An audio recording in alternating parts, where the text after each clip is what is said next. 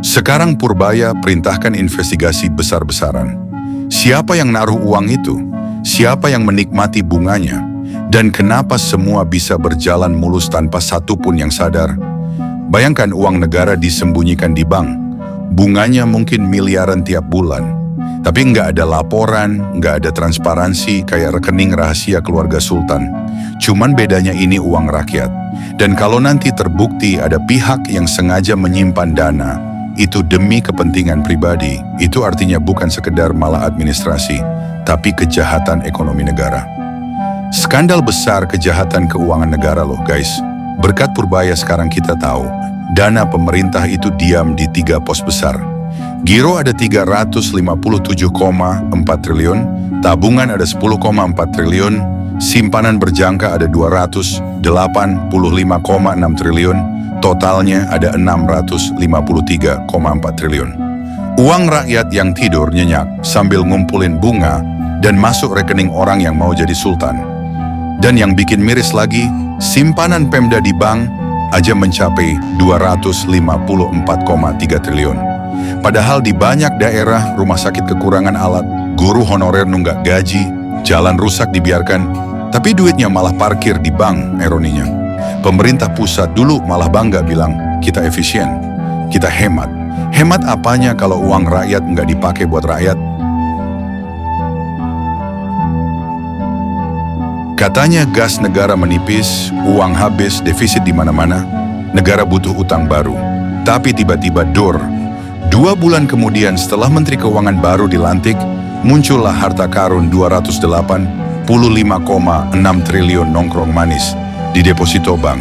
Dan yang paling kocak lagi itu uang pemerintah sendiri asik. Pertanyaannya kok baru ketahuan sekarang?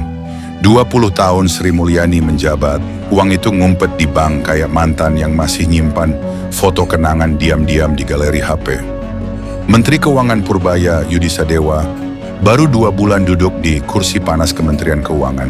Tapi kiprahnya udah kayak film detektif ekonomi yang menemukan deposito 285,6 triliun atas nama pemerintah pusat yang selama ini tidur lelap di bank.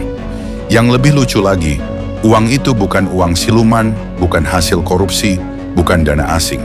Itu uang rakyat sendiri yang entah kenapa diam di bank bertahun-tahun tanpa dipakai, atau jangan-jangan lagi ritual macam di dalam goa, bakar kemenyan tuh uang.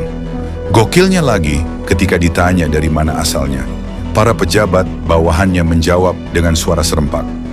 Tidak tahu Pak. Purbaya senyum, tapi matanya ngomong, ya elah, masa ia nggak tahu sih lu? Kalau enggak ketahuan, uang itu bisa terus diparkir dan bunganya terus dinikmati entah sama siapa. Sementara rakyatnya disuruh hemat listrik dan beli beras 10 kilo buat sebulan. Malah kau bisa 10 kilo buat setahun guys. Mari kita bandingkan.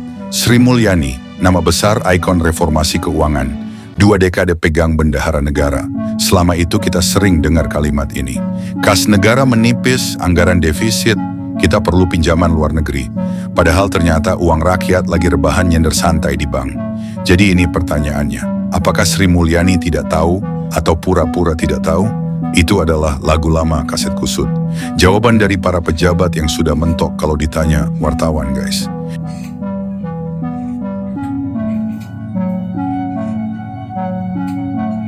Logikanya kalau tidak tahu, berarti sistem keuangan negara selama 20 tahun ini salah kelola parah dong. Kalau pura-pura tidak tahu, wah ini bukan cuma salah kelola, ini skandal besar. Dan lucunya lagi, setiap kali ditanya kenapa ekonomi nggak tumbuh, jawabannya selalu kita harus menjaga inflasi. Tapi rakyat malah makin miris. Inflasi dijaga, tapi isi dompet malah apalah daya. Mungkin menjaga inflasi itu penting, tapi menjaga uang rakyat biar nggak diam di deposito jauh lebih penting, Bu. Sekarang Purbaya datang, ngebuka satu demi satu rekening tidur pemerintah. Dan hasilnya duit menggunung, guys. Pemerintah pusat aja ternyata punya dana nganggur, 399 triliun, ditambah pemerintah daerah, 254,4 triliun totalnya 653 triliun. Lagi rebahan santai di bank.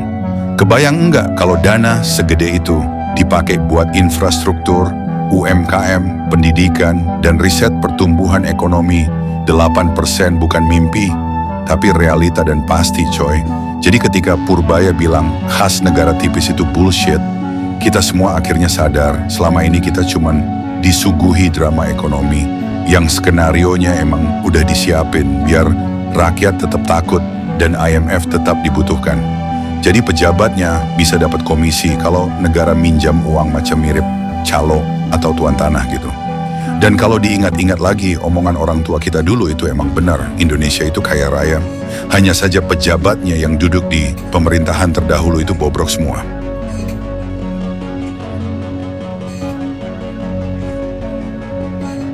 Purbaya sekarang berencana menginvestasikan dana itu agar ekonomi benar-benar berputar.